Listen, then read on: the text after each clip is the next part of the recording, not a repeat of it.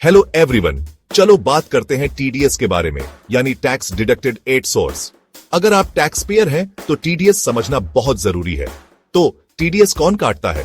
सबसे पहले एम्प्लॉयर्स, वो आपकी सैलरी से टीडीएस काटते हैं आपके इनकम टैक्स स्लैब के हिसाब से। फिर बैंक और फाइनेंशियल इंस्टीट्यूशंस, वो फिक्स्ड डिपॉजिट और सेविंग स्कीम्स के इंटरेस्ट से टीडीएस काटते हैं एक लिमिट के ऊपर।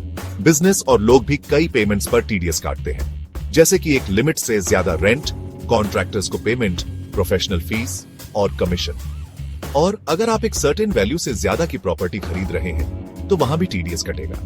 अब कुछ जरूरी टीडीएस सिनेरियोज और रेट्स देखते हैं। सैलरी के लिए सेक्शन 154 के तहत आपके इनकम टैक्स स्लैब के हिसाब से टीडीएस कटता है। सेक्शन 1946 के तहत डिपॉजिट के इंटरेस्ट पर अगर इंटरेस्ट 40,000 रुपए से ज्यादा है ज्यादातर लोगों के लिए और 5,000 रुपए सीनियर सिटीजन्स के लिए, तो बैंक 10% टीडीएस काटते हैं। सेक्शन 1944 के तहत रेंट के लिए अगर सालाना रेंट 240,000 रुपए से ज्यादा है तो टीडीएस लगता है और रेट्स रेंट एग्रीमेंट के हिसाब से अलग होते हैं। सेक्शन 1964 के तहत प्रोफेशनल फीस पर अगर फीस एक लिमिट से ज्यादा है तो अक्सर 10% टीडीएस कटता है।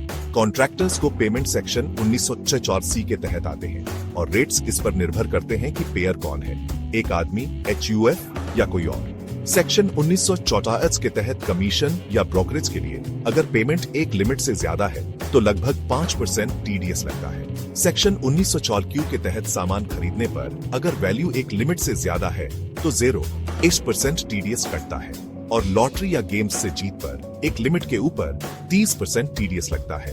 याद रखें, टीडीएस रेट्स और लिमिट्स बदल सकते हैं, इसलिए लेटेस्ट टैक्स रूल्स के साथ अपडेटेड रहें। ज्यादा टीडीएस कटने से बचने के लिए पैन देना जरूरी है, और अगर ज्यादा टीडीएस कट गया है तो आप इनकम टैक्स रिटर्न भरते समय रिफंड क्लेम कर सकते हैं। पर्सनल गाइडेंस के लिए भट्ट एंड भट्ट एसोसिएट्स से संपर्क करें और ज्यादा अपडेट्स के लिए हमारे चैनल को लाइक, शेयर और सब्सक्राइब करना ना भूलें। देखने के लिए शुक्रिया।